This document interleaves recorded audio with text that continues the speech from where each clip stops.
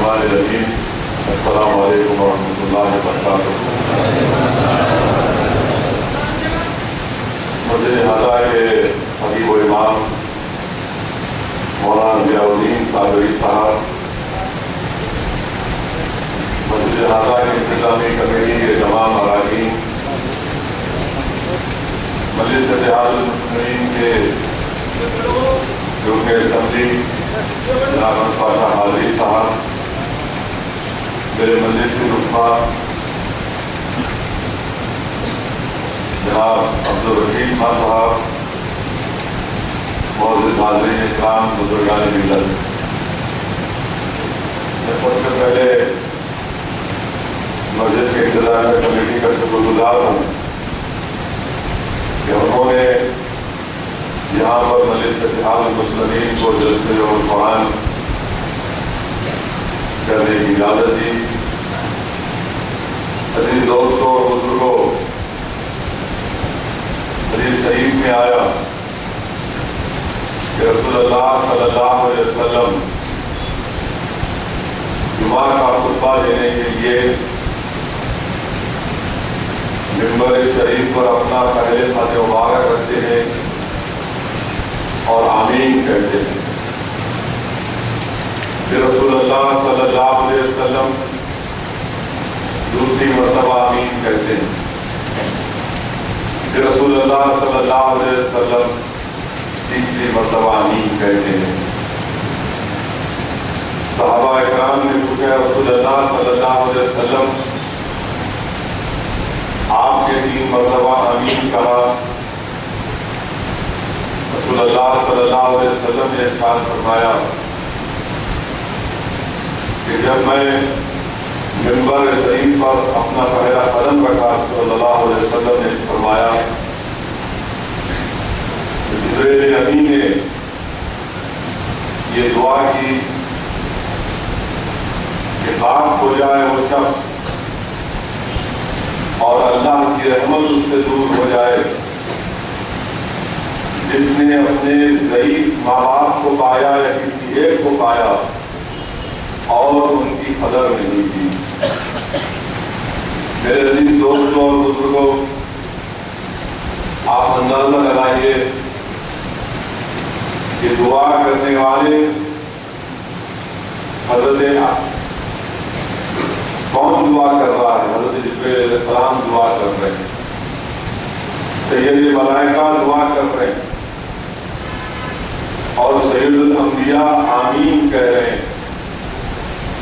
علماء کرام نے لکھا کہ اللہ کے رسول صلی اللہ علیہ وسلم نے یہ ارشاد فرمایا کہ جس نے اپنے ماں باپ کو ناراض کیا اس نے اللہ کو ناراض کیا، جس نے اپنے ماں باپ کو راضی کیا اس نے اللہ کو راضی کیا۔ میرے عزیز دوستوں، خاص طور سے میرے غیور نوجوانوں، خوش قسمت ہے لوگ جن کے ماں باپ زندہ ہیں۔ اللہ کے رسول صلی اللہ علیہ وسلم کے پاس حضرت اسماء بنت ابو بکر آئی اور آ کر یہ پوچھا، رسول اللہ صلی اللہ علیہ وسلم میری ماں ابھی مسلمان نہیں ہوئی ہے، وہ غیر مسلم ہے، کیا میں ان سے اچھا سلوک کروں، کیا میں ان پر رحم کروں؟ تو رسول اللہ صلی اللہ علیہ وسلم نے ارشاد فرمایا کہ ہاں، تم ان پر رحم کرو اور تمہاری ماں۔ رسول اللہ صلی اللہ علیہ وسلم کے ارشاد مبارک کے بعد علماء کرام سے لکھا اور فرمایا اور ہم کو سمجھایا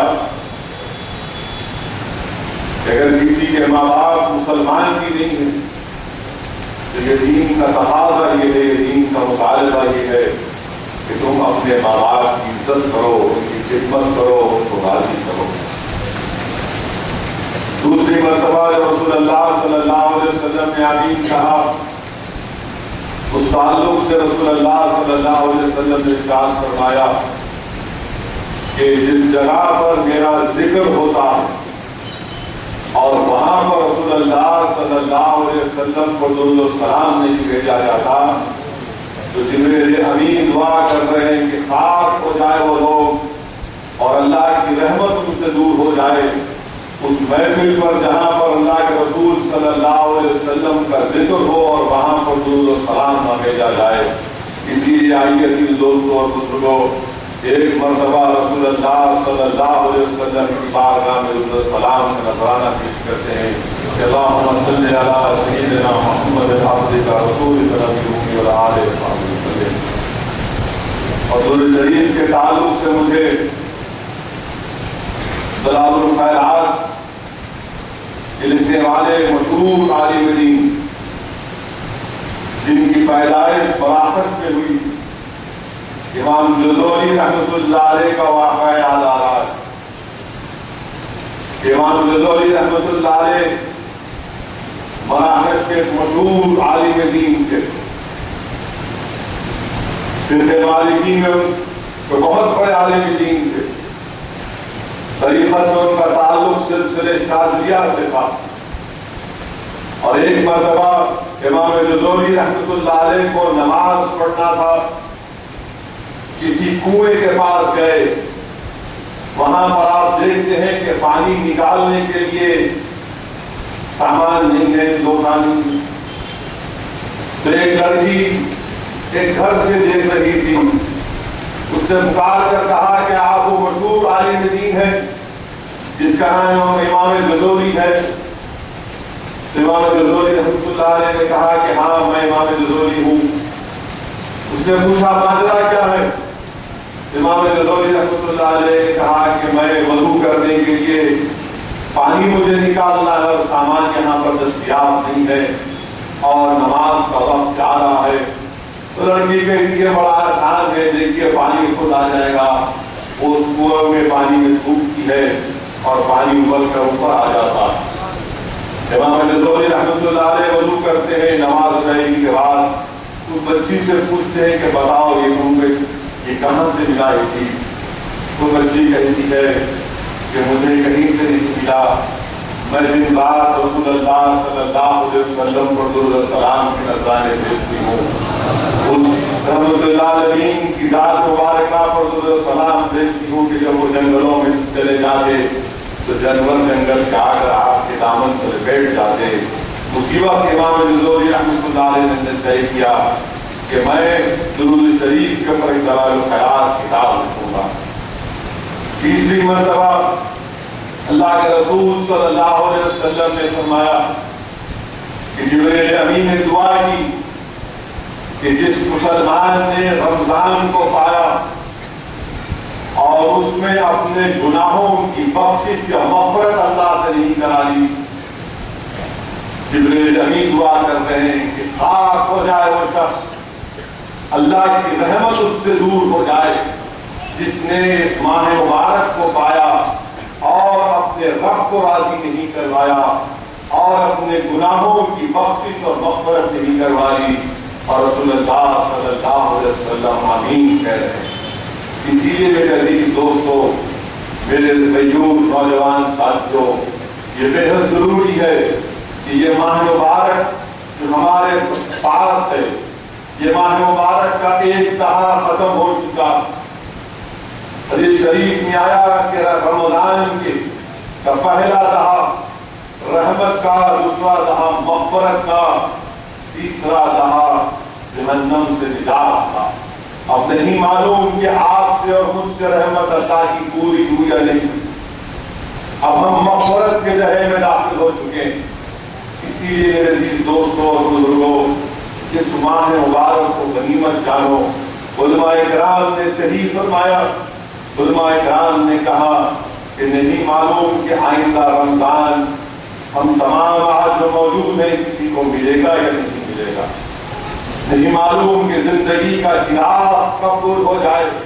اور یاد رکھو، خاص طور سے نوجوان یہ سمجھتے ہیں کہ میری عمر تو ابھی 25 سے 30 سال ہے، میں آئندہ رمضان میں روزے رکھ لوں گا. اگر کوئی نوجوان یہ تصور کرتا ہے کہ تمہاری سوچ غلط ہے. یاد رکھو، زندگی کے فیصلے تم نہیں کرتے نہ ہم کرتے، زندگی اور موت کے فیصلے کرنے والا اللہ سبحانہ و تعالیٰ ہے۔ اگر وہ یہ فیصلہ کر لے کہ آئندہ رمضان ہم کو نہ ملے تو پھر بتاؤ ہم کیسے اپنے گناہوں کی بخشش اور مغفرت کرائیں گے؟ اسی لیے نوجوانوں، یہ غرور نہ مت رہو کہ نوجوانی میرے ساتھ ہے، میں آئندہ اور 25-30 سال یا 50 سال زندہ رہنے والا ہوں۔ یاد رکھو زندگی کا کوئی بھروسہ نہیں، موت کا مزہ ہر نفس کو چکھنا ہے۔ اللہ قرآن میں فرما دیا کہ ہر نفس کو موت کا مزہ چکھنا ہے۔ اسی لیے نوجوانوں اس وقت کو غنیمت جانو۔ اگر ہم نے رمضان کے 10 دن کو صحیح استعمال نہیں کیا تو آؤ طے کرو کہ انشاءاللہ تعالی آج ہی سے، ابھی سے، اسی وقت سے میں اس ماہ مبارک کی قدر کروں گا۔ اس ماہ مبارک میں جو گناہیں مجھ سے ہوئی ہیں اللہ سے بھیک مانگ کر ان گناہوں کی بخشش کی بھیک مانگوں گا۔ اس لیے میرے عزیز دوستوں اور بزرگوں کہ جب یہ ماہ مبارک آتا ہے، حدیث شریف میں آیا کہ رسول اللہ صلی اللہ علیہ وسلم نے ارشاد فرمایا کہ آسمان کے دروازوں کو کھول دیا جاتا ہے، جنت کے دروازوں کو کھول دیا جاتا ہے، جہنم کے دروازوں کو بند کر دیا جاتا ہے، شیاطین کو جکڑ دیا جاتا ہے، اور ہر رات میں صبح فجر تک آسمانوں میں آواز لگائی جاتی ہے اللہ کی طرف سے کہ اللہ کے بندے اگر تو اللہ کو راضی کرنا چاہتا ہے تو راضی کر دے۔ آسمانوں سے آواز لگائی جاتی ہے، جو اہل دل ہوتے ہیں ان کے کان بھی ہوتے ہیں، وہ سن سکتے ہوں گے، مگر سنو حدیث کے الفاظ ہیں کہ آواز لگائی جاتی ہے، ندا دی جاتی ہے کہ اگر کوئی اللہ سے بخشش کی بھیک مانگنا چاہتا ہے تو مانگ لے، اللہ کی رحمت جوش پہ اللہ تمہارے گناہوں کو معاف کر دے گا۔ آواز لگائی جاتی ہے کہ کوئی رزق کو طلب کرنا چاہتا ہے تو رزق کی طلب اللہ سے کرے، اللہ رزاق ہے، اللہ تم کو رزق دے گا۔ اگر کوئی عزت چاہتا ہے تو اللہ عزت دینے والا ہے، اگر کوئی جہنم سے پناہ چاہتا ہے تو اللہ سے بھیک مانگے، اللہ تم کو جہنم سے دور کر دے گا۔ نوجوانوں اس حدیث شریف کو اپنے سامنے رکھو اور اس ماہ مبارک کی قدر اور منزلت کرو کہ آواز لگائی جا رہی ہے، رات میں آسمانوں میں آواز لگائی جا رہی ہے۔ اللہ کے رسول صلی اللہ علیہ وسلم نے حدیث شریف میں فرمایا کہ میری امت کی خصوصیتوں میں آقا نے فرمایا کہ اللہ سبحانہ و تعالیٰ امت محمدی کی طرف دیکھ کر ان پر رحم کرتا ہے۔ اللہ سبحانہ و تعالیٰ امت محمدی کی طرف دیکھتا ہے کہ وہ روزہ رکھ رہے ہیں، اور اللہ جنت کو حکم کرتا ہے کہ جنت تم تیار رہنا، تجھے میں دلہن کی طرح سجایا جا رہا ہوں تاکہ جنت میں رسول اللہ صلی اللہ علیہ وسلم کا وہ روزدار امتی داخل ہوگا۔ نوجوانوں یاد رکھو کہ جنت میں ایک دروازہ ہے جس کا نام ریان ہے، اس دروازے سے صرف اور صرف روزے دار داخل ہوں گے اور کوئی نہیں داخل ہوگا۔ نوجوانوں سن لو، رحمت اللہ علیہ صلی اللہ علیہ وسلم کے اس شاد مبارک کو کہ اللہ کے رسول اپنے حدیث شریف میں فرماتے ہیں کہ بعض ایسے جنتی بھی ہوں گے جو اللہ کے حکم سے ان کو فرض کیے جائیں گے اور وہ اڑتے ہوئے جنت میں داخل ہوں گے، اڑتے ہوئے جنت میں داخل ہوں گے۔ تو جنت کے جو داروغار ہیں پوچھیں گے کہ بتاؤ کیا تم سے حساب کتاب ہوا، بتاؤ کیا تم سے حساب کتاب ہوا، تمہارے اعمال کے بارے میں پوچھا گیا؟ تو وہ جنتی کہیں گے نہیں، ہم سے حساب کتاب نہیں ہوا۔ پھر وہ پوچھیں گے کہ بتاؤ کیا تم کو پولیس صراط کی مشکلات کا سامنا کرنا پڑا؟ تو کہیں گے کہ نہیں، ہم کو وہ سامنا نہیں کرنا پڑا۔ تو پوچھتے ہیں کہ بتاؤ تم کو یہ فضیلت کیسے حاصل ہوئی؟ تو عرض کرتے ہیں کہ ہم اللہ کی عبادت لوگوں سے چھپ چھپ کر کرتے ہیں، ہم اللہ کی عبادت لوگوں سے چھپ کر کرتے تھے، اور ہم یہ جو روزہ انسان اللہ کی عبادت کرتا ہے، کوئی جا کر مسجد میں نماز پڑھتا ہے تو لوگ کہتے ہیں کہ ہاں یہ نماز پڑھتا ہے، 5 وقت کا نماز ہے۔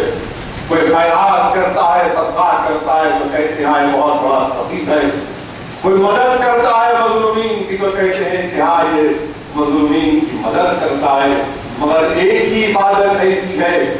اسی لیے حدیث قدسی میں آیا نوجوانوں، حدیث قدسی میں آیا کہ اللہ کے رسول صلی اللہ علیہ وسلم ارشاد فرماتے ہیں کہ اللہ فرماتا ہے کہ انسان کا ہر عمل اس کے لیے ہے اور اس ہر عمل کے لیے اس کو 700 سے 700 گنا اس میں اضافہ ہوتا ہے اس کے نیک اعمال کا، مگر روزہ ایک ایسا عمل ہے اللہ فرماتا ہے کہ اس کی جزا میں دوں گا، اس کی جزا میں۔ آپ کو ہم کو اندازہ بھی نہیں ہے کہ جس نے روزہ رکھا اس کو کس طریقے سے انعام و اکرام سے نوازا جائے، اس کو کس طریقے سے انعام و اکرام سے نوازا جائے گا۔ مگر افسوس کے ساتھ مجھے یہ بھی کہنا پڑتا ہے، میں اپنے غیور نوجوان ساتھیوں سے کہنا چاہوں گا کہ میرے بھائی یاد رکھو، یہ ماہ مبارک صبر کا مہینہ، یہ ماہ مبارک ماہ مواصلات، یہ ایک دوسرے کی مدد کرنا، یہ ماہ مبارک کو آپ اور ہم نے فوڈ فیسٹیول بنا دیا۔ اس ماہ مبارک کو ہم نے فوڈ فیسٹیول بنا دیا۔ حضرت جابر رضی اللہ تعالیٰ عنہ روایت کر رہے ہیں، رسول اللہ صلی اللہ علیہ وسلم ارشاد فرما رہے ہیں کہ زمین و آسمان اور ملائکہ روتے ہیں، زمین آسمان اور ملائکہ روتے ہیں۔ صحابہ نے پوچھا رسول اللہ صلی اللہ علیہ وسلم زمین و آسمان اور ملائکہ کیوں روتے ہیں؟ اللہ کے رسول صلی اللہ علیہ وسلم نے ارشاد فرمایا کہ جب رمضان جاتا ہے، جب ماہ رمضان جاتا ہے تو زمین اور آسمان اور ملائکہ روتے ہیں کہ امت محمدی سے وہ مہینہ رخصت ہو رہا ہے جس میں نمازوں کو قبول کیا گیا، جس میں تمہارے صدقات کو قبول کیا گیا، تمہارے دعاؤں کو قبول کیا گیا، تمہارے گناہوں کو معاف کر دیا گیا۔ تو زمین و آسمان اور ملائکہ رو رہے ہیں۔ نوجوانوں، رونا تو ہم کو ہے کہ 10 دن گزر گئے، کیا نہیں معلوم کہ رحمت پوری ہوئی یا نہیں؟ 10 دن گزر گئے، نہیں معلوم کہ میں نے جو گناہیں کی اللہ نے اس کی معاف کر دی یا نہیں کر دی۔ 10 دن گزر گئے، نہیں معلوم کہ میں نے اپنی ماں باپ کو راضی کیا یا نہیں کیا۔ اسی لیے نوجوانوں یاد رکھو، یہ ماہ مبارک فوڈ فیسٹیول نہیں، یہ ماہ مبارک سوچ فیسٹیول ہے۔ یہ ماہ مبارک اپنے آپ کو انسان کی جسم کے لیے غذا کے لیے کھانا کھانا پڑتا۔ علماء کرام نے فرمایا کہ انسان کے جسم کو طاقت کے لیے غذا کی ضرورت ہے۔ روح کی غذا کیا؟ روح کی غذا روزہ، روح کی غذا روزہ ہے، اور جب آپ روزہ رکھتے ہیں تو یہ آپ کی روح کو غذا ملتی۔ اسی لیے نوجوانوں اس ماہ مبارک کی قدر کرو۔ یہ فوڈ فیسٹیول نہیں ہے، یہ روح فیسٹیول ہے۔ یہ اپنے گناہوں کو معاف کروانے کا مہینہ ہے۔ اپنا وقت ضائع مت کرو نوجوانوں، اپنا وقت برباد مت کرو کہ فلاں جگہ پر کون سا کھانا اچھا مل رہا ہے، کہاں پر کون سی حلیم اچھی ہے۔ گھر میں جا کر اماں سے مت کہو کہ اماں کیا پکایا تم نے آج۔ گھر میں جا کر اپنی بیوی سے مت کہو اتنا اچھا کھانا کیوں نہیں پکایا تم نے۔ ارے یاد رکھو، ہم اللہ کے لیے روزہ رکھ رہے ہیں۔ حدیث شریف میں آیا کہ روزے دار کے منہ کی بو اللہ کو مشک کی خوشبو سے بھی زیادہ پسند ہے۔ اب اس سے بڑا انعام اور کیا ہو سکتا؟ آج روح کو غذا مل رہی ہے ہمارے روزوں سے، اور پھر یہ بھی ہم کو بتایا گیا مشکات شریف کے حدیث سے، کیا حدیث شریف میں بتایا گیا مشکات شریف کہ اللہ نے رسول اللہ صلی اللہ علیہ وسلم نے ارشاد فرمایا کہ اللہ سبحانہ و تعالیٰ نے عقل کو پیدا کیا اور اللہ نے عقل کو پوچھا کہ بتا میں کون ہوں؟ تو خلق نے کہا یا اللہ تو میرا خالق ہے اور میں تیرا بندہ ہوں۔ اللہ بڑا خوش ہوا اس کی عاجزی اور انکساری سے، اور اللہ نے کہا اے عمل تو تمام شے سے زیادہ مجھے تجھ سے محبت ہے۔ پھر اللہ نے نفس کو پیدا کیا، اللہ نے نفس کو پیدا کیا اور پھر نفس سے پوچھا کہ بتائے نفس میں کون ہوں؟ تو نفس غرور اور تکبر میں آ کر کہا کہ تو ہے اور میں ہوں۔ نفس نے کہا کہ تو ہے اور میں ہوں۔ اللہ کو جلال آیا، اللہ نے 100 سال اس کو جہنم میں رکھا اور جہنم کی آگ میں 100 سال رکھنے کے بعد نکال کر تو مجھ سے پوچھا بتا میں کون ہوں؟ تو نفس میں وہی تکبر تھا، اس نے کہا کہ تو ہے اور میں ہوں۔ اللہ نے 100 سال اس کو بھوکا اور پاپا رکھا، بھوکا اور پاپا 100 سال رہنے کے بعد جب نفس سے پوچھا بتا میں کون ہوں، تو نفس نے پکار کر کہا کہ تو میرا خالق ہے اور میں تیرا بندہ ہوں۔ تو معلوم ہوا کہ اللہ نے نفس کے کنٹرول کے لیے ہم پر روزے فرض کیے۔ اگر ہم اپنے نفس پر کنٹرول کر لیں گے تو جیسا کہ ابھی مولانا ضیاء الدین صابری نے نماز جمعہ کے اپنے بیان میں کہا کہ اگر ہم اپنے نفس کو کنٹرول کر لیتے ہیں تو یقیناً وہ مسلمان کامیاب ہو جاتا ہے۔ اور کیسے نفس پر کنٹرول کیا جاتا ہے؟ حدیث شریف میں آیا کہ شیطان انسان کی رگوں میں دوڑتا ہے خون کی طرح، اور جب ان رگوں کو کھانا نہیں ملتا تو شیطان کے پاس کوئی مشینری نہیں ہوتی انسان کو بھٹکانے کی۔ ابلیس پر ضرب لگتی ہے، کیسے لگتی ہے ابلیس پر ضرب؟ کہ جب نفس کو غذا نہیں ملتی تو شیطان کے پاس انسٹرومنٹ نہیں ہوتا ہم کو بھٹکانے کی، شیطان کے پاس انسٹرومنٹ نہیں ہوتا۔ اسی لیے شریف میں رسول اللہ صلی اللہ علیہ وسلم نے ارشاد فرمایا کہ روزہ ڈھال ہے، روزہ ڈھال ہے جہنم سے آگ سے اپنے آپ کو بچانے کی۔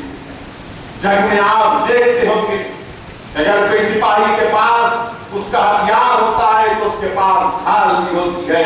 ڈھال کا کام کیا ہوتا ہے کہ دشمن کے وار سے اپنے آپ کو بچانا، شیطان کے وار سے اپنے آپ کو بچانا، جہنم کی آگ سے اپنے آپ کو بچانا۔ وہ کیسے بچائیں گے آپ جب آپ اپنے نفس پر کنٹرول کریں گے؟ اور جیسا کہ مولانا نے ابھی کہا کہ اپنی زبانوں پر کنٹرول کریں گے، اپنی شرمگاہوں پر کنٹرول کریں گے تو یقیناً ہم اپنے نفس پر کنٹرول کر سکیں گے۔ اور اس کا سولوشن، اس کا فارمولا کیا بتایا گیا کہ روزے رکھو۔ اور کیسے روزے رکھو؟ کہ جب آپ روزہ رکھتے ہیں جس کی جزا اللہ ہے، جب روزے دار کا انعام اللہ خود دے گا جس کا اندازہ آپ اور ہم نہیں کر سکتے، تو یاد رکھیے کہ روزے میں اگر آپ ہیں تو آپ کی آنکھ بھی روزے میں ہے، آپ کے کان بھی روزے میں ہے، آپ کی زبان بھی روزے میں ہے۔ ایسا نہیں ہے کہ میں روزے کی حالت میں بھی ہوں اور ابھی 15 منٹ ہے روزہ کھولنے کے لیے تو گھر میں پورا خاندان بیٹھ کر ٹی وی کا سیریل بھی دیکھتا نہیں۔ میرے عزیز دوستوں بزرگوں، اتنا بڑا انعام جب اللہ دینے والا، اپنی آنکھوں کو بچاؤ، زبان کو بچاؤ بحث کرنی سے۔ اور اگر حدیث شریف میں آیا کہ اگر کوئی تم کو گالی بھی دیتا ہے تو آپ اس سے کہو کہ میں روزے دار ہوں، میں روزے میں ہوں، بابو 30 دن کے بعد مجھ سے ملاقات کروں، کم سے کم تمہاری انا کو تسلیم تو ہو جائے گی۔ ورنہ آج کل ہمارا مزاج ایسا ہے کہ اگر ٹریفک لائٹ پر کوئی بازو سے چھوٹا سا دھکا لگ گیا تو ایسا سمجھتے ہیں کہ آپ دنیا کے سب سے بڑے طاقتور ترین شخص ہے اور آپ کی بہت بڑی چیز کو نقصان پہنچ گیا، ایک دوسرے کو ڈھونڈنا شروع کر دیتے۔ اور اگر نہیں ڈھونڈتے تو محبت کا ایسا عالم ہے کہ بدتمیزی کی حد تک کی محبت چلی جاتی ہے۔ افسوس کے ساتھ کہنا پڑتا ہے میرے عزیز دوستوں اور بزرگوں، یقیناً اللہ نے ٹیکنالوجی کو پیدا کیا اور ٹیکنالوجی نے انسان کی زندگی کو آسان کرنے کے لیے بہت سی چیزیں اللہ نے انسانی دماغ کے ذریعے پیدا کی، مگر یاد رکھو میرے عزیز دوستوں اور بزرگوں، آداب کو ملوث رکھو، آداب کو ملوث رکھو۔ یاد رکھو جس دن آداب ختم ہو جائیں گے پھر ہمارے پاس کچھ حاصل نہیں ہوگا۔ افسوس کے ساتھ کہنا پڑتا ہے کہ کوئی مسجد نبوی میں 35 شریف میں رسول اللہ صلی اللہ علیہ وسلم کے سامنے کھڑے ہو کر اللہ سے بھیک مانگ رہا ہے اور اپنی زبان سے کہہ رہا ہے کہ یا رسول اللہ صلی اللہ علیہ وسلم، میں نے اپنی نفس پر ظلم کر کے آیا ہوں، اللہ میرے گناہوں کو معاف کر دے۔ وہ قرآن کی آیات پڑھتا ہے تو اچانک کوئی سامنے سے آ کر ایک سیلفی دے دیتا ہے۔ پتہ ہے کہ آپ کا یہ آداب کا مقام رسول اللہ صلی اللہ علیہ وسلم کی سنہری جالیاں ہیں اور آپ اس طرف پیٹ کر کے اپنی فوٹو لیتے ہیں۔ کہاں جا کر ہم رکیں گے؟ جس جگہ پر وقت کا خلیفہ آیا، مدینہ شریف میں روز مبارک میں آیا اور آ کر گفتگو کر رہا تھا تو امام مالک رحمۃ اللہ علیہ نے پکار کر کہا، اے خلیفہ اپنی آواز کو نبی کی آواز کے آگے بلند مت کرو ورنہ تمہارے اعمال حق کر لیے جائیں گے۔ اور ہم یہ ہے کہ وہاں پر پیٹ کر کے اس سنہری جالیوں کے سامنے کھڑے ہو کر تصویر لیتے ہیں۔ اللہ ہدایت دے مجھے جو لوگوں کو یاد رکھو، ادب کرو، احرام کی حالت میں ہے، ارے حکم تو یہ ہے کہ کعبۃ اللہ کو دیکھ کر اپنی آنکھوں کو بھر لو، کعبۃ اللہ کو دیکھو اپنے دل کو بھر لو، تاکہ جب تم مکے سے ہندوستان کو بھی آؤ گے تو تمہاری آنکھوں میں کعبہ رہے، تمہاری آنکھوں میں روزہ رسول رہے، تمہاری آنکھوں میں سنہری جالیاں رہیں، وہ روحانی کیفیت تم میں پیدا ہو جائے۔ مگر ہم کیا کرتے ہیں؟ احرام کی حالت میں بھی کعبے کی طرف پیٹ کر کے سیلفی لیتے۔ میرے بھائی نوجوانوں یاد رکھو، زندگی کا مقصد سیلفی لینا نہیں ہے، زندگی کا مقصد یہ ہے کہ تم اپنے سیلف کو، اپنے نفس پر کنٹرول کرو۔ تمہاری زندگی کا مقصد اپنے سیلف کو بچاؤ، اپنے آپ کو بچاؤ، جہنم کی آگ سے بچاؤ، معاشرے کی برائیوں سے بچاؤ۔ اور جب 30 دن آپ اور ہم انشاءاللہ تعالی روزہ رکھیں گے تو ایک ڈسپلن پیدا ہوگا، اجتماعیت پیدا ہوگی۔ اس ایک ہی وقت میں پورے ہندوستان کے مسلمان روزہ کھول رہے ہیں، ایک ہی وقت پر تمام کے تمام سحری کر رہے ہیں۔ آپ اندازہ لگائیے کہ اجتماعیت پیدا ہو رہی ہے۔ جو نوجوان رمضان میں ہی نماز پڑھتے، میں ان سے کہہ رہا ہوں، میں تم سے دل کی گہرائیوں سے کہہ رہا ہوں، اپنا بھائی سمجھ کر کہہ رہا ہوں، تمہارا دینی بھائی سمجھ کر کہہ رہا ہوں کہ تم نے 30 روزے رکھے، تم نے راتوں میں 20 رکعات تراویح کی نماز پڑھی، تم نے 5 وقت نمازیں پڑھی تو 20 رکعات ہے۔ جب تم نے روز 40 رکعات نماز تم نے پڑھی، خدا کے لیے 30 دن کے بعد ان 5 وقت کی نمازوں کو مت چھوڑو۔ جب تم نے اپنے آپ کو مجبور کر دیا کہ تم دن میں 1 مرتبہ 40 مرتبہ نماز پڑھ سکتے ہو تو یقیناً تم دن میں 20 رکعات کو پڑھ سکو۔ یہ تبدیلی پیدا ہونا نوجوانوں آپ میں اور ہم میں کہ ہم نے ہو سکتا ماضی کی زندگی میں نمازیں نہیں پڑھی ہوں گی، مگر رمضان آیا اس لیے کہ شیطان کو جکڑ دیا گیا، جہنم کے دروازوں کو بند کر دیا گیا، جنت کے دروازوں کو کھول دیا گیا۔ تو علماء کرام نے حدیث شریف میں فرمایا کہ اللہ سبحانہ و تعالیٰ پوری دنیا کے ماحول کو نورانی کر دیتا، روحانی کر دیتا ہے، اور جو شدت، جو گرمی، جو گناہوں میں ہوتی ہے اللہ اس میں کمی پیدا کر دیتا۔ اسی لیے نوجوانوں جب آج ہمارے نفس کی ٹریننگ کی جا رہی ہے، یہ نہیں کہ رمضان ختم ہوا، عید کی نماز ہوئی تو فوراً کسی تھیٹر کی طرف روانہ ہو گئے کہ فلاں بڑے ایکٹر کو دیکھنا ہے۔ ارے ان بندروں کو مت دیکھو میرے دوستو، یہ بندر تمہارے آخرت میں، تمہاری قبر میں، تمہارے حشر کے میدان میں آ کر تمہاری مدد نہیں کریں۔ اور اگر دیکھنا ہے تو دعا کرو کہ اللہ کا قرب حاصل ہو جائے، دعا کرو، نمازیں پڑھو میرے نوجوان ساتھیوں۔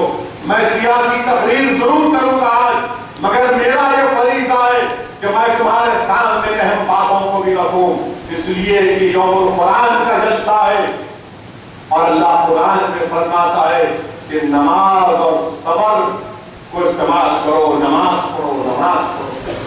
ابھی مولانا نے صوفیاء کرام کا ذکر کیا، پاشا قادری صاحب نے صوفیاء کرام کا ذکر کیا، تو مجھے یہاں پر ترکی کے بہت مشہور ایک بزرگ کا وہ واقعہ یاد آ رہا ہے، جن کو ترکی میں لوگ حاجی سلطان بابا کے نام سے جانتے ہیں۔ حاجی سلطان بابا کا معاملہ یہ تھا کہ اگر کوئی آ کر ان سے کہتا کہ میں آپ کے ہاتھ پر بیعت کرنا چاہتا ہوں تو اس کو بیعت دیتے، اس کے بعد بولتے بتاؤ تم نے کتنی نمازیں قضا کی ہیں؟ تو اس بزرگ کا جواب یہ تھا کہ کوئی بھی ان کے سامنے جھوٹ نہیں بول سکتا۔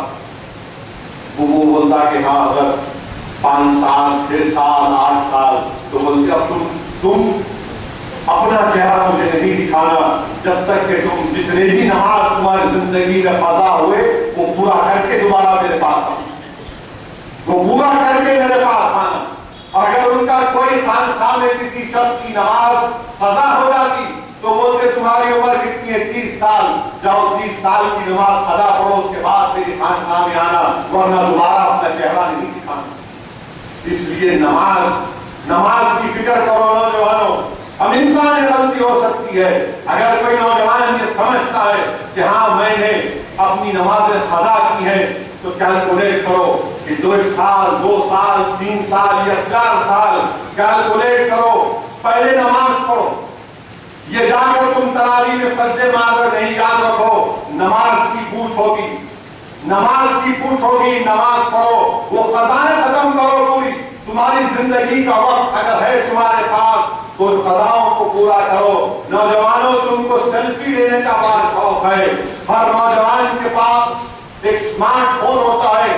میں تم کو کہہ رہا ہوں اسمارٹ فون میں ایک ایپ ہے جس کا انگریزی میں نام ہے ڈیٹ ٹو دا ڈیوائن، یعنی اللہ کو قرضہ ادا کرنا، اس کا انگریزی میں نے ترجمہ اگر کروں loosely, that to the divine. اس ایپ کو ڈاؤن لوڈ کرو، اس میں جا کر آپ لکھو کہ میں حنفی مسلک کا شافعی یا مالکی کہ جو بھی ہے، آپ اس میں لکھو، اس کے بعد کہو کہ اتنے 4 سال کی میری نماز قضا ہوئی ہے، وہ لکھ کر آپ کے سامنے آ جائے گا آدھے سیکنڈ میں کہ تمہاری کی نمازیں تم کو پڑھنا ہے، اتنی نمازیں تم کو پڑھنا ہے۔ نوجوانوں یہ کام تم کو کرنا ہے۔ جب ہم اللہ کی بارگاہ میں سر جھکانا سیکھ لیں گے تو یاد رکھو ہماری مزاجوں میں انکساری پیدا ہو جائے گی، غرور اور تکبر دور ہو جائے گا، ہم اپنے نفس پر کنٹرول کر سکیں گے۔ اور اسی لیے اللہ کے رسول صلی اللہ علیہ وسلم امت کی ماں بی بی عائشہ صدیقہ روایت کرتی ہیں، فرماتی ہے کہ رسول اللہ صلی اللہ علیہ وسلم جب ماہ رمضان آتا تو اپنی کمر کو کستے تھے اور پورا رمضان بستر سے دور رہے۔ رسول اللہ صلی اللہ علیہ وسلم کمر کو کستے تھے اور پورا رمضان بستر سے دور ہوگا۔ حدیث شریف میں آیا کہ آقا کا رنگ بدل جاتا اور محتاط ہو جاتا اور کثرت سے نمازیں پڑھتے۔ میرے عزیز دوستوں اور بزرگوں، یہ ماہ رمضان جو ہمارے سامنے ہے، یہ اللہ ہم تمام کے گناہوں کو معاف کرنے کو تیار ہے، بشرطے کہ ہم بھیک مانگیں اللہ سے، ہم اللہ سے بھیک مانگیں۔ یاد رکھو اس دنیا سے جانا ہے میرے عزیز دوستوں۔ محمد علی جو دنیا کا مشہور باکسر، اس کو بھی موت کا مزہ چکھنا پڑا، مگر کیا عظیم انسان تھا کہ اس کے نماز جنازے میں ہزاروں کی تعداد میں لوگ آئے اور آ کر دعا کی اس کے لیے۔ میرے عزیز دوستوں اور بزرگوں، اسی لیے میرے نوجوان ساتھیوں، یہ ماہ مبارک ہمارے سامنے ہے، اس کی قدر کرو۔ اور اس ماہ مبارک کے تعلق سے مشکات شریف کے حدیث ہے کہ اللہ کے رسول صلی اللہ علیہ وسلم نے ارشاد فرمایا کہ اس ماہ مبارک کی ہر سال میں اللہ 6 لاکھ، اللہ سبحانہ و تعالیٰ 6 لاکھ جہنمیوں کو جہنم سے آزادی دے، یعنی جن کے اعمال کی وجہ سے جہنم ان پر راضی ہو چکی، ایسے 6 لاکھ لوگوں کو اس ماہ مبارک کی ہر سال کو اللہ ان کو جہنم سے آزادی دے گا. اور جب شب قدر آئے گی، جتنے لوگوں کو اس وقت تک اللہ جہنم سے آزاد کیا، اتنے لوگوں کو لیلۃ القدر میں اللہ ان کی معافی دے گا. اور جب عید کی رات آئے گی، جتنے لوگوں کو رمضان شروع ہونے سے عید کی رات تک جتنے لوگوں کو اللہ نے جہنم سے آزاد کیا، اتنے لوگوں کو معاف کر دیا جائے. آج اللہ کی رحمت جوش میں ہے. میرے عزیز دوستوں، میرے نوجوان ساتھیوں، یاد رکھو یہ ماہ مبارک رمضان جس میں قرآن کریم کو نازل کیا گیا اور یہ شریف میں آیا کہ اللہ کے رسول صلی اللہ علیہ وسلم نے ارشاد فرمایا کہ حشر کا میدان ہوگا، حشر کا میدان ہوگا اور رمضان آ کر اللہ سے کہے گا کہ اللہ میں نے اس کو دن بھر بھوکا رکھا، تو اس کو معاف کر دے، تو اس سے راضی ہو جا. کہ اللہ اس کی رمضان سجدے میں، حدیث کا الفاظ ہے کہ رمضان سجدے میں گر جائے، کہ اللہ رمضان سجدے میں گر جائے گا اور اللہ سے بھی کہے گا کہ اللہ یہ تیرا روزگار ہے، میں نے اس کو دن بھر کھانے سے دور رکھا، تو راضی ہو جا. اللہ راضی ہو جائے گا اور اللہ فرمائے گا بتا یہ اور کیا ہے. رمضان کہے گا یا اللہ تو اس کو عزت اور شرف کے کپڑے پہنا دے. قرآن آئے گا، قرآن آ کر کہے گا اللہ سے حشر کے میدان میں کہ یا اللہ میں نے اس کو راتوں میں اپنے بستر سے دور رکھا، یہ تیرے کلام کی تلاوت کر رہا تھا، تو اس سے راضی ہوگا. اللہ راضی ہوگا. قرآن کہے گا اللہ تو اس کو عزت کے کپڑے پہنا دے، اللہ عزت کے کپڑے پہنائے گا.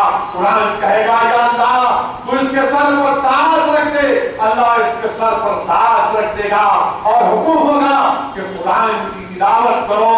کیا منظر ہوگا میرے عزیز دوستوں اور بزرگوں، کیا حشر کا میدان ہوگا اور قرآن اور رمضان اور آقا دو عالم صلی اللہ علیہ وسلم کی موجودگی میں شفا ہم تمام کو ملے.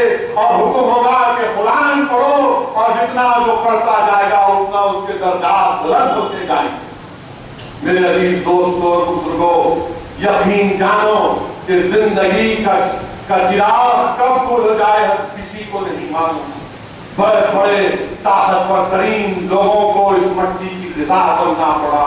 اس ماہ مبارک میں قرآن کریم کو نازل کیا گیا جو تمام کے لیے ہدایت ہے، اور جو حافظ قرآن ہے ان کے لیے بھی کیا خوشخبری ہے. جو لوگ کثرت سے قرآن پڑھتے رہتے اور اس کے مطابق اپنی زندگی کو گزارتے، ان کے ماں باپ جب حشر کے میدان میں پریشان کھڑے ہوں گے تو قرآن ان کے قریب آ کر پوچھے گا کیا تم مجھے پہچانتے ہو؟ تو وہ حافظ قرآن اس شخص جو زندگی میں قرآن پڑھتا تھا، جو قرآن کو نہیں تلاوت کو نہیں چھوڑتا تھا، اس شخص کے ماں باپ کہیں گے کہ نہیں ہم تم کو نہیں جانتے. تو قرآن کہے گا میں وہ ہوں جس کو تم پڑھتے تھے، تمہارا اولاد پڑھتی تھی، جس کو چھوڑنا تم پسند نہیں کرتے. تو وہ ماں باپ کہیں گے کیا تم قرآن ہو؟ تو کہے گا کہ ہاں میں قرآن ہوں. اور حدیث کے الفاظ ہے کہ قرآن اپنے ہاتھ سے پکڑ کر ان کو اللہ کے پاس لے کر جائے گا اور کہے گا کہ اللہ ان کے سر پر ایسا تاج رکھ. یہ حدیث کے الفاظ ہے کہ اس تاج کی روشنی سورج کی کرنوں کی روشنی سے زیادہ ہو.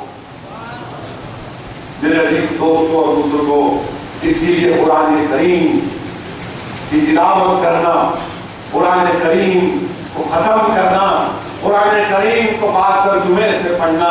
اور حدیث شریف کے الفاظ ہے کہ اللہ کے رسول صلی اللہ علیہ وسلم نے ارشاد فرمایا اللہ پاک قوموں کو جو قرآن کی عزت کرتے اللہ ان کو عروج دے گا، جو قوم قرآن کی عزت نہیں کرتے، تعظیم نہیں کرتے، اللہ ان کو زوال دے گا. حدیث شریف میں آیا اللہ کے رسول صلی اللہ علیہ وسلم کیا فرما رہے؟ نوجوانوں سنو، تم بہت سی کتابیں پڑھتے، پڑھنا بھی چاہیے، حاصل کرنا چاہیے، مگر یاد رکھو جو اللہ کا کلام ہے اس کو پڑھنا ضروری ہے.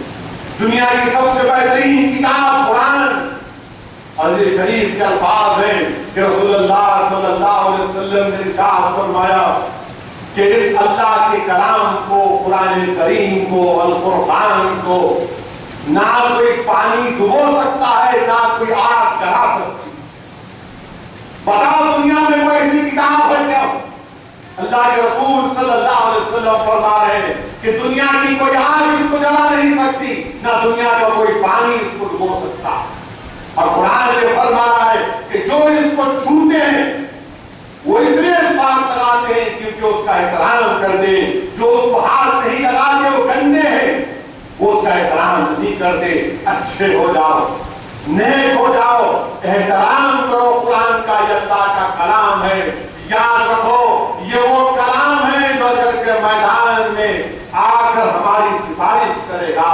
میرے عزیز نوجوان ساتھیوں، قرآن کریم کو پڑھو، اگر ہو سکے وقت ہے تمہارے پاس تو بات ترجمہ پڑھو۔ اسمارٹ فون اور سوشل میڈیا پر اپنے آپ کا اپڈیٹ کرنے والے نوجوانوں، اگر تم کہیں پر بیٹھے تو فیس بک پر اپڈیٹ کرتے ہیں، کہیں چائے پی رہے تو نوجوان فوراً فیس بک پہ لکھتے ہیں کہ میں رشید خان کے ساتھ چائے پی رہا تھا۔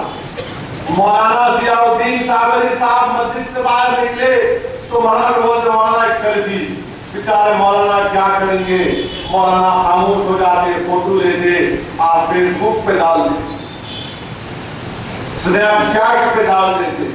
یاد رکھو نوجوان ساتھیوں، فیس بک مٹ جائے گا، اسنیپ چیٹ مٹ جائے گا، تمہارے پوسٹ مٹ جائیں گے، مگر جو قرآن کریم تم پڑھ کر اپنے نامہ اعمال میں تم پوسٹ کرو گے وہ تم کو حشر کے میدان میں کام آئے۔ تم کون سا کام کرو گے؟ تم فیس بک پر پوسٹ کرو گے یا اسنیپ چیٹ پر کرو گے؟ بتاؤ، یہ فیصلہ تم پر چھوڑتا ہوں میں۔ آپ تمام صاحب سمجھ ہے، میں کسی کو مجبور نہیں کر سکتا۔ جمہوریت کا دور ہے اور قرآن میں اللہ فرما رہا ہے لا اکراہ فی الدین، دین میں کسی پر زور زبردستی نہیں ہے، مگر ہمارا کام یہ ہے کہ تم کو دعوت دینا، ہمارا کام یہ ہے کہ اپنے آپ کو سدھارنا، ہمارا کام یہ ہے کہ آپ تک سچائی کو، ان تمام باتوں کو بیان کرنا۔ نوجوانوں، اپنے وقت کو یہ تمام چیزوں میں کم سے کم رمضان کے مہینوں میں ضائع مت کرو، بلکہ استعمال کرو۔ اپنے اسمارٹ فون میں قرآن کریم کو ڈاؤن لوڈ کرو۔ اس قرآن کریم کو اگر تم متبرک کتاب کو اٹھا کر آنکھوں کو لگا کر گھوم کر نہیں پڑھ سکتے تو کم سے کم اسمارٹ فون میں تو دیکھ کر پڑھو قرآن کو، اور کم سے کم اس ماہ مبارک کی قدر کرو، اس کی منزلت کو جانو، ورنہ یاد رکھو نقصان آپ اور ہمارا ہوگا۔ میرے عزیز دوستوں اور بزرگوں، قرآن کریم کو نازل کرنے کا مہینہ ہے۔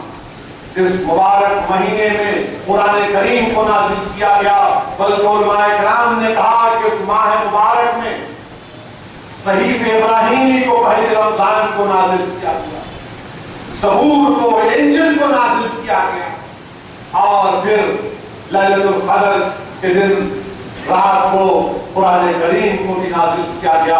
اس ماہ مبارک میں حضرت جبریل علیہ السلام رسول اللہ صلی اللہ علیہ وسلم کو پوری قرآن سناتے، اور پھر اس کے بعد وہ قرآن کریم کی آیات وحی کے ذریعے اللہ سبحانہ و تعالیٰ دکھاتا رہا۔ یہ وہ کلام ہے جس میں کوئی زیر اور زبر کا اضافہ نہیں کر سکتا، بلکہ قرآن کریم میں اللہ ساری دنیا سے قرآن چیلنج کر رہا۔ 1400 سال سے قرآن کا چیلنج ان لوگوں کے لیے برقرار ہے جو آج اسلام کو بدنام کرتے ہیں، جو مسلمانوں کو کہتے ہیں یہ بیکورڈ ہیں، جو مسلمانوں کے تعلق سے کہتے ہیں کہ یہ پیچھے ہیں۔ آج قرآن کا چیلنج تمہارے سامنے ہے، جو اپنے آپ کو ایمان سمجھتے ہیں۔ 1400 سال سے قرآن نے اعلان کر رہا ہے کہ اگر تم سچے ہو تو تمام جن اور انس مل کر اس جیسے 10 سورے بنا کر لاؤ۔ قرآن پھر چیلنج کر رہا ہے کہ ایک سورہ بنا کر لاؤ۔ 1400 سال سے یہ قرآن کا چیلنج آج بھی برقرار ہے، وہ اس چیلنج کا جواب نہیں دے سکتا، اور کیا کہتی ہیں یہ جو مسلمانوں سے نفرت کرتے ہیں، اسلام کی حقانیت کا اقرار کرتے ہیں، مگر اس کا جواب نہیں دیتے تو کہتے کیوں نہیں مسلمانوں سے ہم کہیں کہ جہاد کی آیتیں نکال دو، آپ جہاد کی آیتیں نکال دو۔ میرے بھائی، یہ کوئی میوزیکل پروگرام نہیں ہے، یہ کوئی ساتھیا نہیں ہے، یہ اللہ کا کلام ہے جس میں زیر قبر کا اضافہ کرنے کی اجازت کسی کو نہیں۔ جو ہم سے کہتے ہیں ہم ان کو چیلنج کر رہے ہیں، نہیں نکالیں گے، یہ اللہ کا کلام ہے، ہم کون نکالنے والے؟ اگر یہ کلام پہاڑوں پر نازل ہوتا تو دنیا کے بڑے بڑے پہاڑ کتنا دور ہو جاتے۔ یہ وہ اللہ کا کلام، ہم دنیا والوں سے کہہ رہے ہیں کہ قرآن کو پڑھو۔ اسد الدین اویسی کو مت دیکھو اسلام جاننے کے لیے، تم قرآن پڑھو۔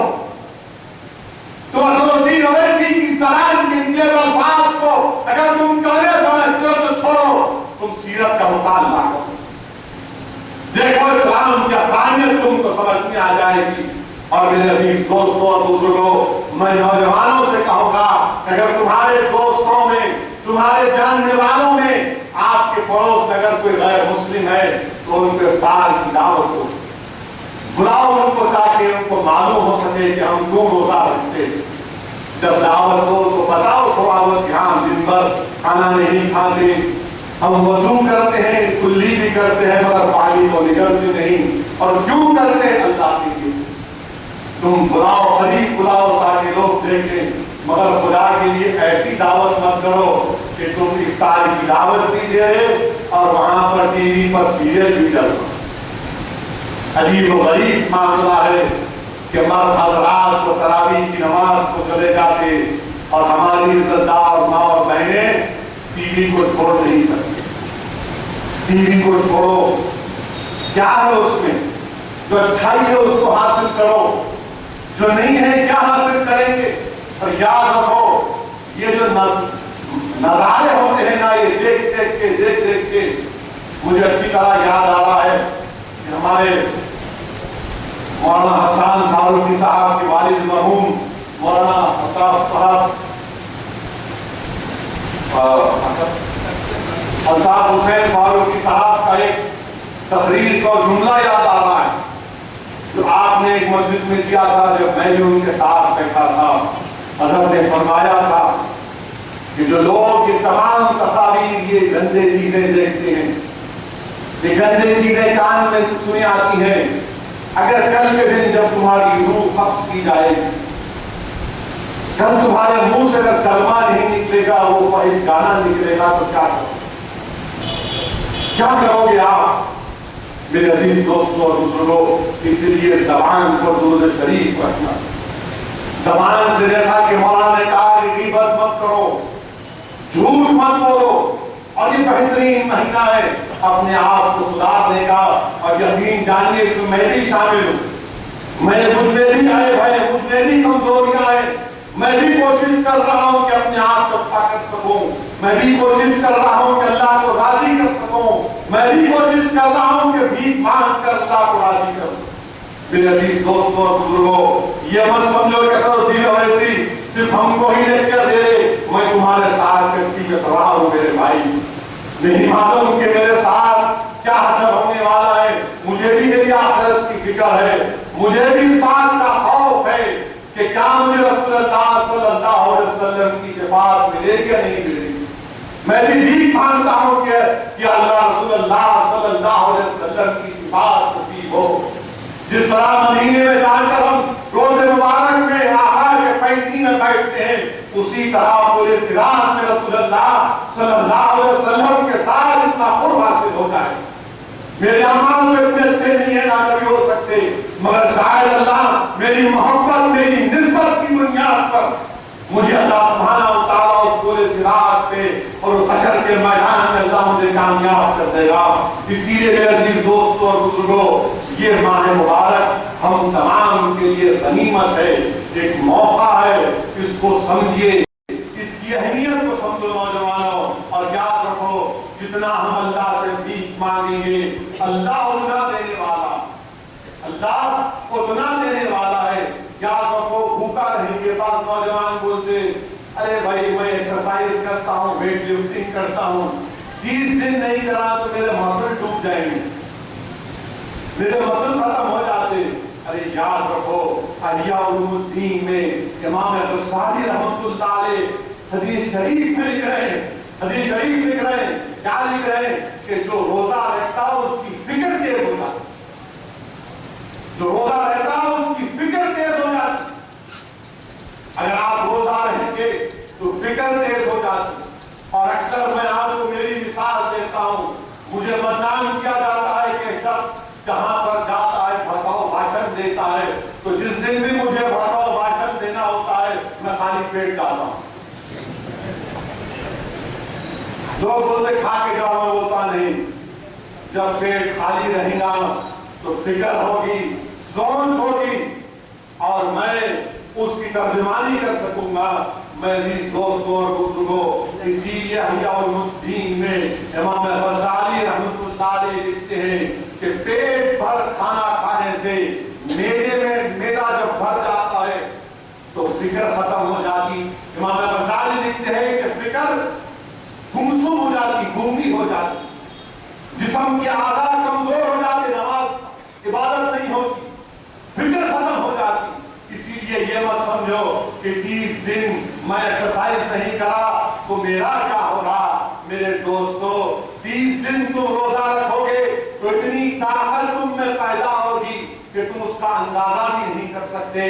اور اگر کسی کو اگر اتنا جنون ایکسرسائز کرنے کا تو میں چیلنج کر رہا ہوں، تم شام میں 6 بجے آدھا گھنٹہ ایکسرسائز کرو اور رمضان کے بعد اپنی طاقت کو دیکھو، تمہاری طاقت میں دگنا اضافہ ہو جائے گا جب تم خالی پیٹ ایکسرسائز کرو گے۔ یہ سائنس سے ثابت ہوا اور دنیا کی سائنس سے بتا رہی ہے کہ اگر آپ کو کینسر نہیں ہونا ہے تو دنیا بول رہی کہ ہفتے میں 2 دن بھوکے رہو۔ 1400 سال پہلے آقا نے فرمایا 2 دن روزہ رکھو، پیر کے دن اور جمعرات کے دن۔ جب سائنس بول رہی ہے کہ اگر کینسر نہیں ہونا تو ہفتے میں 2 دن بھوکے رہو، جب اگر دین جب بول رہا تو یقین نہیں آ رہا۔ آج ساری دنیا میں لوگ کہہ رہے ہیں اگر صحت اچھی ہونا ہے تو مہینے میں 8 دن روزہ رکھو، یعنی کھانا مت کھاؤ، اچھا ہے، اس عبادت کو جاری اور ساری رکھو۔ اور میں آخر میں یہ کہنا چاہوں گا میرے عزیز دوستوں اور بزرگوں کہ آج افسوس کے ساتھ کہنا پڑتا ہے کہ ایک گجرات میں جو وہاں پر فسادات کے دوران جو گلبرگ سوسائٹی میں 59 مسلمانوں کو جو مارا گیا، 29 گھروں کو جلا دیا گیا تھا، 10 فلیٹ کو جلا دیا گیا تھا، احسان جعفری کا قتل بھی اسی میں ہوا۔ فیصلہ آیا ان 24 لوگوں میں شاید 10 یا 11 کو لائف کی سزا ہوئی، 11 کو 10 سال اور 1 کو 7 سال۔ اور لوگ پوچھتے مجھ سے کہ بھائی تمہاری زبان میں کڑواہٹ کیوں ہے؟ بعض لوگ جس میں غیر مسلم کی اور زیادہ ہمارے بھائی تو بولتے ہیں اویسی اپنا مذہب ایسا ہے، مٹھاس کا مذہب ہے، تمہاری زبان میں اس کی کڑواہٹ کیوں؟ میں ان سے کہتا ہوں کہ میری زبان میں کڑواہٹ کے ذمہ دار تم جیسے لوگ ہوں جو مسلمانوں کے حق کے لیے لڑنا نہیں چاہتے۔ میری زبان میں اگر کڑواہٹ ہے تو تم منافقین کی وجہ سے، جنہوں نے وقت کے آخروں کے سامنے اپنی زبانوں کو گروی رکھ دیا حکومتوں کے اعلانوں۔ ہم جل گئے، پٹ گئے، ناانصافی ہم سے ہو گئی، تو کیا پھر میں جا کر ایک گانے والے کی طرح حکومت کے اعلانوں میں گانا گاؤں یا پھر اپنی تکلیف کو یا پھر اپنے حق کو بیان کروں؟ آپ اندازہ لگائیں گے کہ 60 لوگ مارے گئے جو ہندوستانی تھے، جن کا مذہب مسلمان تھا، ان 24 لوگوں پر ٹرانسپیرنسی کا چارج نہیں لگتا۔ احسان جعفری کے گھر پر حملہ ہوا، احسان جعفری کے گھر پر حملہ جب ہو رہا تھا تو تمام یہ 29 گھر اور 10 گھر کے لوگ ان کے گھر میں آ کر تلاش کیے کہ شاید ایک سابقہ MP کے گھر میں آئیں گے تو ہماری جان بچ جائے گی۔ مگر اسے کچھ نہیں ہوا. احسان جعفری نے سب کو فون کیا, چیف منسٹر سے لے کے ڈی جی پی کمشنر پولیس تک کوئی نہیں آیا. آخر میں احسان جعفری نکل کر گئے کہ شاید میں جا کر ان ظالموں سے کچھ سمجھاؤں گا. تو ظالموں نے تلوار نکال کر احسان جعفری کی گردن رکھ. ظالموں نے احسان جعفری کے جسم کے 3-4 ٹکڑے کر دیے اور ان کے ساتھ 59 لوگوں کو شہید کر دیا.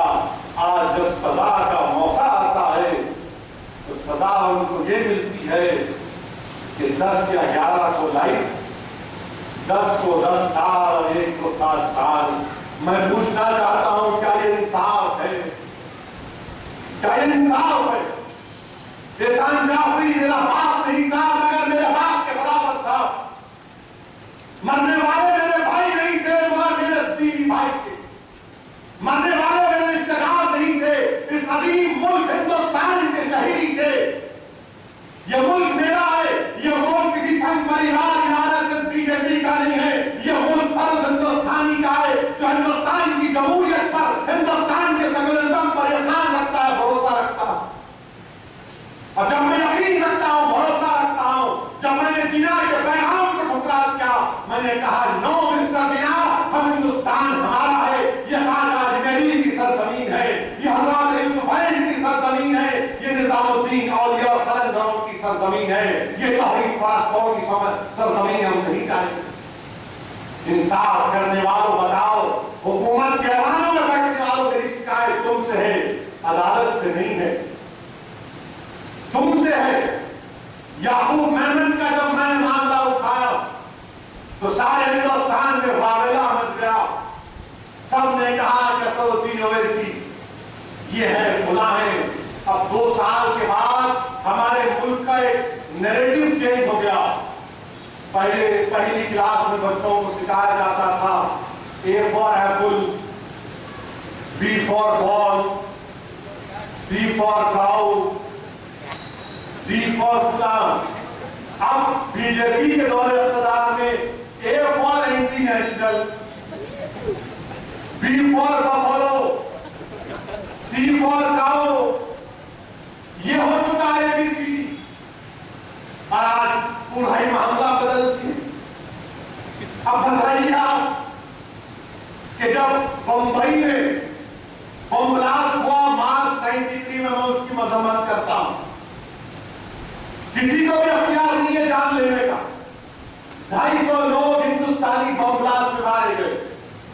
آپ کو معلوم کتنے لوگوں کو سزا ہوئی؟ 100 لوگوں کو سزا ہوئی. اور جو بابری مسجد کی جہالت کے بعد جو فساد ہوا تھا جس میں 900 لوگ مارے گئے تھے, کتنے لوگوں کو سزا ہوئی؟ صرف 3 کو. 250 لوگ مارے گئے تو 100 کو سزا, 900 ہندوستانی مارے گئے تو 3 کو سزا, یا 59 مارے گئے تو کسی ایک کو بھی پھانسی نہیں, کسی ایک کو بھی پھانسی نہیں دی جاتی. اور کہتے ہیں سعودی اویسی بھڑکاؤ باشد سے جا. ارے نہیں, میں ان تمام غیور توحید پرستوں کی دل کی آواز تمہارے سامنے بیان کرتا ہوں. ہر اس انسان کو جو ہندوستان کا انصاف پسند ہے, میں اس کے دل کی ترجمانی اپنی زبان کے الفاظ چلا کر کے کرتا ہوں. کیا یہ انصاف ہے؟ نہیں ہے. گجرات کے اقتدار کی کرسیوں پر بیٹھنے والے ظالموں, دلی کی سلطنت پر عارضی طور پر, وقتی طور پر اقتدار کی کرسیوں پر بیٹھنے والوں, احسان جعفری کی روح تم سے پکار کر انصاف کا مطالبہ کر رہی, تم سے انصاف کا مطالبہ کر رہی. اور انشاءاللہ تعالی انصاف ہوگا, انصاف ہوگا, یاد رکھو. اور اگر انصاف نہیں ہوگا تو پھر یہ ہماری جمہوریت کے لیے, ہماری جمہوریت کی کامیابی اور ناکامی انصاف کے اوپر مبنی ہے. اور مجھے پورا یقین ہے کہ انشاءاللہ تعالی جب یہ مسئلہ ہائی کورٹ جائے گا, سپریم کورٹ کو جائے گا, تو عدلیہ انصاف کرے گا, احسان جعفری سے انصاف ہوگا. اور ہماری وہ بچی عشرت جہاں, کتنے مرتبہ عشرت جہاں کا انکاؤنٹر کریں گے بی جے پی کے ایک بار 5 جون 2004 کا انکاؤنٹر ہوا تو اس کے بعد کئی مرتبہ اس بچی کا انکاؤنٹر ہوا. کبھی کہا گیا کہ ٹیررسٹ ہے، کبھی کہا گیا لشکر طیبہ سے ہے، کبھی کہا گیا کہ آئی اس وقت کے گجرات کے چیف منسٹر کو مارنے کے لیے. میرا صرف اتنا ہی بولنا ہے کہ عشرت جہاں کے تعلق سے تمام میجسٹریٹ صاحب کی رپورٹ نے کہا کہ یہ جھوٹا انکاؤنٹر تھا. میجسٹریٹ کی رپورٹ نے کہا جھوٹا انکاؤنٹر تھا. High court S I T نے کہا یہ جھوٹا انکاؤنٹر تھا. ہائی کورٹ میں سی بی آئی نے چارج شیٹ ڈالی یہ جھوٹا انکاؤنٹر تھا. میں چیلنج کر رہا ہوں کورٹ کا کیس کراؤ، دودھ کا دودھ پانی کا پانی ہو جائے. کورٹ کا کیس چلاؤ، چلا دے کیوں نہیں تم لوگ؟ چلاؤ نا کورٹ کا کیس، دودھ کا دودھ پانی کا پانی ہو جائے گا. عشرت جہاں کی ماں کو انصاف ملنا چاہیے. میرے عزیز دوستوں اور بزرگوں، میں اختتام کی طرف جانے سے پہلے اس ماہ مبارک کے تعلق سے بتانا چاہوں گا کہ اس ماہ مبارک میں بہت بڑی تاریخیں بھی ہیں. 10 رمضان کو ہماری امت کی ماں حضرت خدیجہ کبریٰ کا وصال ہوا. نوجوانوں میں تم سے پوچھنا چاہتا ہوں، تم کو معلوم تمہاری امت کی ماں کا نام کیا تھا؟ نوجوانوں تم کو معلوم ہماری امت کی ماں کا نام کیا تھا؟ ام المومنین کا نام کیا تھا؟ خدیجہ کبریٰ کا نام. نوجوانوں تم کو معلوم رسول اللہ صلی اللہ علیہ وسلم کی 4 صاحبزادیوں کا کیا نام تھا؟ تو نوجوان بولے گا یوں دیکھ کے، ارے گانے کا نام پوچھتے تو بولتا تھا، میں ہیرو کا نام پوچھتے تو بولتا تھا. رمضان کے بعد کون سے جوکر کی پکچر آ رہی ان کو نام بولتا تھا. یہ کیا پوچھتی ہے؟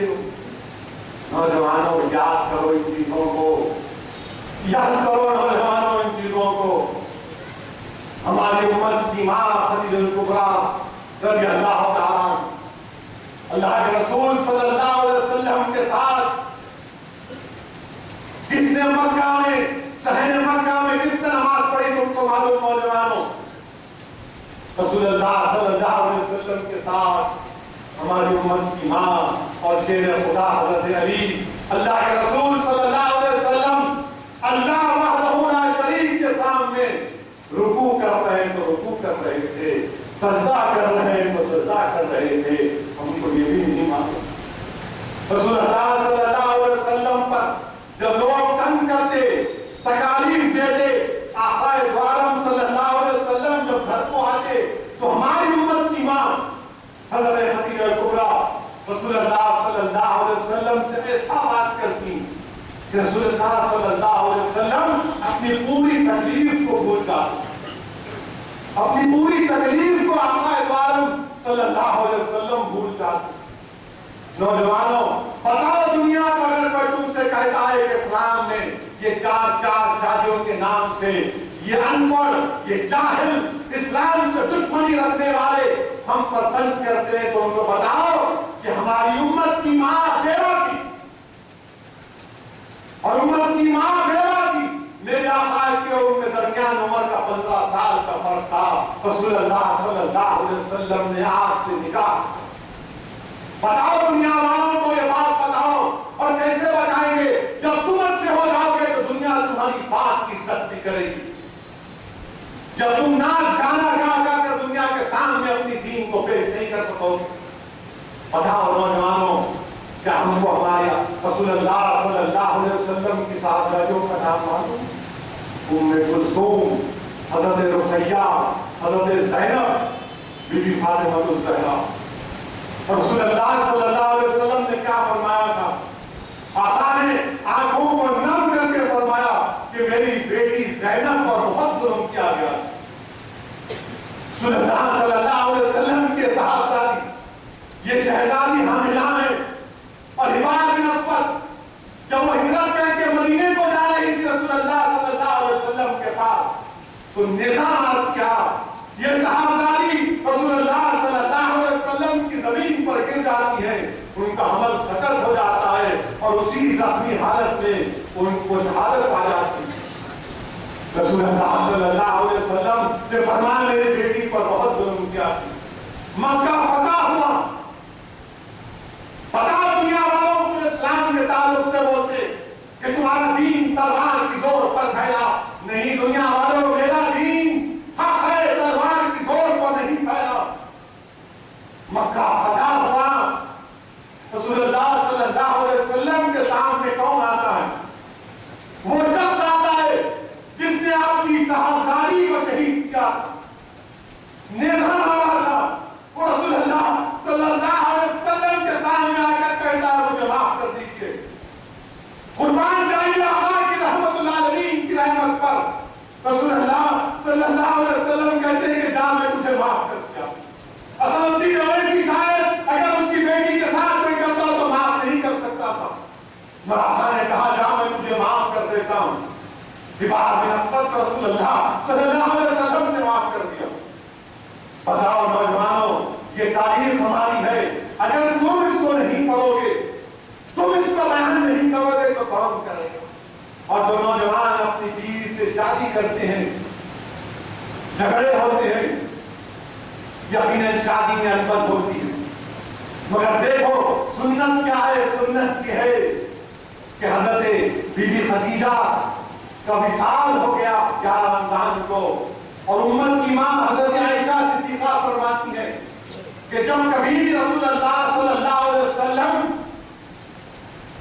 امت کی ماں بی بی خدیجہ کا ذکر کرتے تو اتنی محبت سے کرتے، گھر میں کوئی کھانا آتا تو بولتے کہ بی بی خدیجہ حضرت کبریٰ کے دوستوں میں بانٹ دیا جائے، کہ دنیا میں نہیں ہے مگر ان کی یاد ہے۔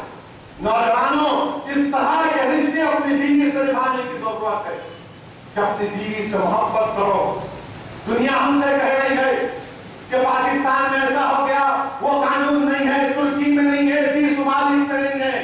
ارے یاد رکھو، تم پاکستان کی مثال ہمارے سامنے پیش مت کرو، تم ترکی کی مثال ہمارے سامنے پیش مت کرو، اور نوجوانوں اپنی بیویوں سے اچھا سلوک کرو۔ اللہ کے رسول صلی اللہ علیہ وسلم نے کیا فرمایا کہ تم میں سب سے بہترین وہ ہے جو اپنے گھر والوں سے اچھا، اپنی بیویوں سے اچھا سلوک کرو خدا کے لیے۔ جن کو جھڑکو مت، جن کو مارو مت، جن کو اس تمام چیزیں کیا ہے؟ میرے عزیز دوستو، دنیا کا ان کو موقع مت دو۔ منافقین کے ٹولہ ہے جو ہم کو بتا رہے خود تو شادی نہیں کرتے، نکاح نہیں کرتے، ہم کو آگے بڑا بتا رہے ایسا نہیں کرنا، ایسا نہیں کرنا۔ ارے تم پہلے ایسا کرو کہ ہم کو بتاؤ، میں ایسا نہیں کرنا تھا، وہ فلاں ایسا ہے، فلاں ایسا ہے، ایسا کچھ بھی نہیں ہے، مگر ہم کو اپنے معاشرے کو اچھا کرنا ہے، اپنے معاشرے کو سدھارنا ہے، اپنے معاشرے کو مضبوط کرنا ہے، اپنے بچیوں کو پڑھانا ہے، اپنے بیویوں سے اور محبت کرنا ہے، اور محبت ایسی کرنا کہ ہم بیوی کو انسان کی طرح دیکھیں۔ جو حق اللہ نے دین نے بیوی کو دیا وہ بیوی کو ملنا چاہیے، جو حق اللہ نے شوہر کی ذمہ داری ہے وہ شوہر کو ذمہ داری کو نبھانا پڑے گا۔ انشاءاللہ تعالیٰ اور بھی جلسے انشاءاللہ تعالیٰ آئندہ جمعے میں یوم القرآن کا جلسہ ہوگا، تو میں کوشش کروں گا کہ اس میں جنگ بدر اور حضرت علی شیر خدا کی سیرت کے واقعات بیان کر سکوں۔ میری تمام جو میں نے آپ کے سامنے باتیں کہی، اگر کسی کو برا لگا تو میں بھائی میں معذرت چاہتا ہوں۔ میرا مقصد آپ کو تکلیف پہنچانا نہیں تھا، میرا مقصد یہی تھا کہ باتیں معلوم ہو۔ یہ نوجوان ہماری قوم کا مستقبل ہے، یہی ہماری دیوار ہے، اگر ہماری دیوار اور بنیاد مضبوط ہو جائے گی تو انشاءاللہ اس پر ایک شاندار عمارت تعمیر کریں گے، ایسی عمارت جس پر کوئی باطل طاقت اس پر نظر اٹھا کر نہیں دیکھ پائیں گی۔ دعا کرو میرے عزیز دوستو کہ عزت جہاں کی ماں کو انصاف ملے، دعا کرو میرے بھائی کہ احسان جعفری اور اس کی بیوہ اور خاندان والوں کو انصاف مل سکے، دعا کرو میرے بھائی کہ اللہ سبحانہ و تعالیٰ ہمارے وطن عزیز میں بارش کو نازل کرے۔ یقیناً اقتدار ظالموں کے ہاتھ میں ہے، مگر پروردگار اقتدار تو تیرے ہاتھ میں ہے۔ پروردگار زمین و آسمان کے مالک آپ ہے، آپ رسول اللہ صلی اللہ علیہ وسلم کا واسطہ، اہل بیت کا واسطہ، یا اللہ یا لطیف ہندوستان کی سرزمین پر بارش کو نازل کر دیجیے، یا رحمان یا رحیم رحم کر دیجیے، ہمارے ہندوستان کے تمام کنووں کو تالابوں کو بھر دیجیے یا لطیف۔ آج بے زبان جانور پریشان ہیں، آپ کی مخلوق پریشان ہے یا اللہ۔ یا اللہ تم نے امت محمدی کو یا ایھا الذین کے مبارک لقب سے پکارا، یا اللہ ہماری دعاؤں کو قبول فرما لے، ہم کو توفیق عطا فرما کہ ہم اس ماہ مبارک میں تیری اور عبادت کر سکیں، پورے روزے رکھ سکیں، اور بعد رمضان کے ہم لوگ تیری اسی طرح عبادت کریں، تیرے مسجدوں کو آباد کریں۔ وآخر دعوانا الحمدللہ رب العالمین۔